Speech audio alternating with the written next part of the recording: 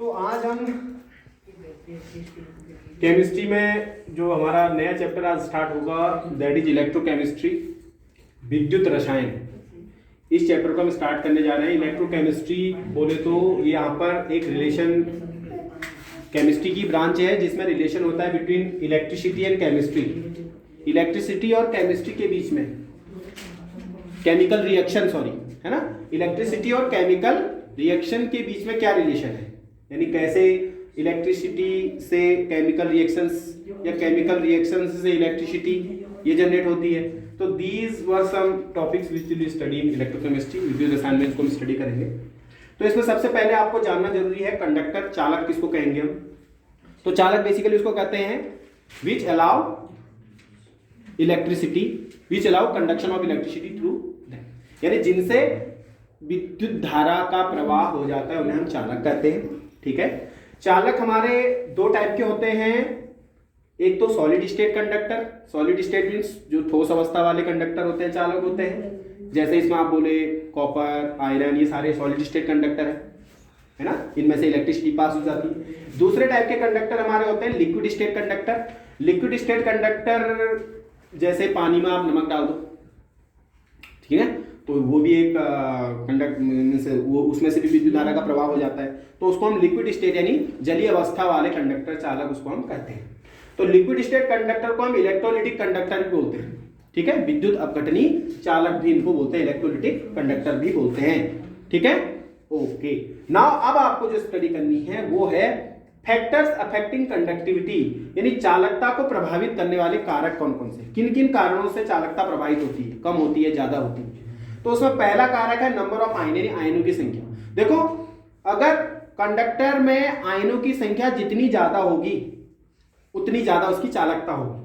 तो इसके लिए आप सबको कोई स्ट्रॉन्ग इलेक्ट्रोलाइटिक सॉल्यूशन ले लेते हैं आप, यानी कोई प्रबल विद्युत अपघट्य ले लेते हैं, तो उसकी चालकता क्या होगी, ज्यादा होगी। क्यों? क्योंकि उसमें नंबर ऑफ आयन्स ज्यादा।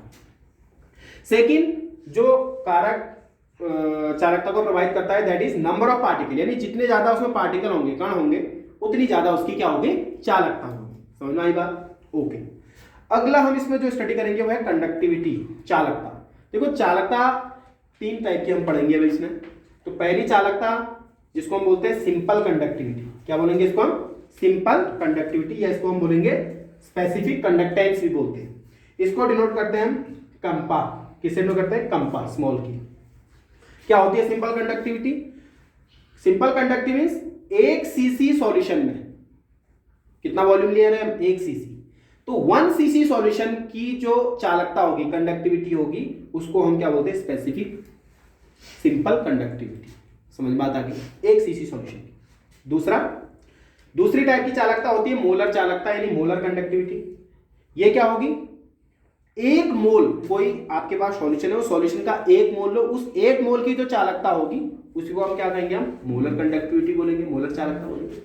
अगला है तुल्यांक चालकता, इक्विवेलेंट कंडक्टिविटी, मींस सॉल्यूशन का आप एक तुल्यांक लेंगे, उस एक तुल्यांक की जो चालकता होगी उसे हम क्या कहेंगे, 1 कंडक्टिविटी ऑफ 1 इक्विवेलेंट। ठीक है, तो यानी एक तुल्यांक की चालकता इक्विवेलेंट कंडक्टिविटी आपकी कहलाती है। समझ आ गई? ओके, अब इनके फॉर्मूले देख लेते हैं। स्पेसिफिक सिंपल कंडक्टिविटी का देखते हो, kappa is equal to 1/r into L by होता है फॉर्मूला, रट लेना। R यहां पर क्या है, रेसिस्टेंस, प्रतिरोध है। L सेल की लंबाई, A सेल के क्रॉस सेक्शन की एरिया। ठीक है, L/A को हम एक कांस्टेंट ही बोलते हैं, इसको हम बोलते हैं सेल कांस्टेंट, सेल स्थिरांक भी इसको बोला जाता है L/A को। दूसरा है मोलर कंडक्टिविटी। मोलर कंडक्टिविटी होती है K इंटू 1000/m। K यहां पर यही है specific conductance, into 1000 divided by m, m यहां पर मोलरता है, मोलरिटी। अगला है इक्विवेलेंट कंडक्टिविटी। इक्विवेलेंट कंडक्टिविटी होती है 1 into 1000 divided by n, sorry K into 1000 divided by n। K यहां पर क्या है आपका, वही specific conductance into 1000 divided by n, नॉर्मलता यहां पर आपकी होगी। तो ये आपको यहां पर आगे इसमें स्टडी करनी है, तो प्लीज इसको आप अभी नोट डाउन करें, फिर हम पॉज कर लेंगे। ओके, तो हमने पढ़ा मोलर चालकता, तुल्यांक चालकता और सामान्य चालकता, जो किसी विलयन की चालकता कहते हैं, जिसको ध्यान रखना, विलयन की चालकता वही सामान्य चालकता है। ठीक है, जिसको हम कंपा से डिनोट कर रहे थे, वो पहले प्रकार की चालकता। ठीक है, तो अब कुछ दो रिलेशन मैं आपको बता रहा हूँ इसमें, ये वेरी इंपॉर्टेंट है, इसको समझ लेना अच्छे से, ठीक है। तो पहला होता है मोलर चालकता। देखो मोलर चालकता होती है एसिडिटी और बेसिसिटी इनटू तुल्यांक चालकता, ठीक है। नॉर्मलता बराबर एसिडिटी और बेसिसिटी इनटू मोलरता, ये दो फॉर्मूले भी आप उसमें नोट कर लीजिएगा, ठीक है। ओके, क्वेश्चन है, सपोज ये क्वेश्चन है, आपको क्या निकालना है, find molar conductivity and equivalent conductivity, यानी मोलर चालकता और तुल्यांक चालकता निकालनी है। किसकी निकालनी है? 0.01 m H2SO4 सॉल्यूशन की, 0.01 m H2SO4 विलियन की क्या निकालनी है आपको? तुल्यांक चालकता और मोलर चालकता आपको निकालनी है। दिया है आपको विलियन की चालकता K, Kampa is equal to दिया है 100 ओम -1 सेंटीमीटर -1, ये आपको क्या दिया है? स्पेसिफिक यानी सिंपल कंडक्टिविटी इसमें दी है, सिंपल सामान्य चालकता जो उसकी, ठीक है। तो पहले हम निकालते हैं मोलर चालकता। आपके पास सूत्र है, मोलर चालकता बराबर क्या है? K × 1000 divided by m। तो K आपको दिया है 100 × 1000 डिवाइडेड बाय m की वैल्यू आपको क्या दिया है? K आपको 100 दिया है, it is 100 multiply 1000 divided by m कितना दिया है? 0.01। इसको सॉल्व करो, this will be the molar चालकता, ठीक है, molar conductivity. Now equivalent conductivity is what? K × 1000 divided by m, लेकिन आपको n नहीं दिया है इसमें, नॉर्मलता नहीं दी है, मोलरता दी है। तो आपको पता है नॉर्मलता, नॉर्मलिटी इक्वल टू क्या था? एसिडिटी और बेसिसिटी इनटू m। तो यहाँ पे H2SO4 की क्या होगी? बेसिसिटी होगी। कितनी बेसिसिटी होगी इसमें? कितने एस पॉजिटिव आयन? 2 है, तो बेसिसिटी कितनी हो जाएगी? 2। तो हो जाएगा 2 इंटू नॉर्मलता को क्या लिखेंगे आप? नॉर्मलता इक्वल टू क्या होता है? 2 इंटू m हो जाएगा ना। तो 2 इंटू m क्या हुआ है? m कितना दिया आपको? 0.01। तो ये रखो वैल्यू, ये हो जाएगा 100 इंटू 1000 डिवाइडेड बाय 0.02। सॉल्व करो, 2 0 ऊपर बढ़ा लो, यहाँ 2 से डिवाइड कर लेना।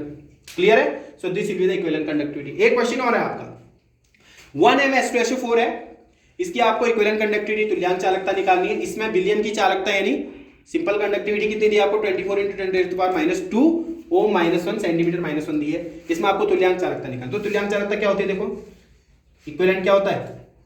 K Kampa into 1000 divided by क्या होता है? नॉर्मलिटी, नॉर्मलता होती है। हाँ, तो ये जाएगा K कितना है दिया है आपको?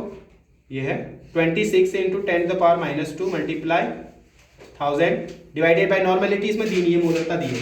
तो मोलरता में नॉर्मलिटी चेंज करने के लिए क्या करते हैं? एसिड है तो इसकी बेसिसिटी होगी, तो बेसिसिटी इंटू क्या? मोलरता। तो लिख सकते हैं आप इसको 26 × 10⁻²। अच्छा देखो यहाँ से ये -2 से यहाँ 2 पावर कट हो सकती है आपकी, तो खाली 10 बच जाएगा यहाँ पे। समझा ये बात? ये हो गया बेसिसिटी कितनी है इसकी? 2 है ना, 2 एस पॉजिटिव, तो 2 इंटू मोलरता कितनी है इसकी? 2। तो हो जाएगा 26 multiply 10 divided by how much? मोलरता इसकी मोलरिटी 1 है, सॉरी, तो 2 1 जा 2 हो जाएगा। तो इसको सॉल्व करो, you will get the answer of equivalent molarity, sorry equivalent conductivity, ठीक है। सो ये था आज का टॉपिक। नेक्स्ट टॉपिक में थोड़ा और न्यूमेरिकल्स में सॉल्व करेंगे। Keep watching.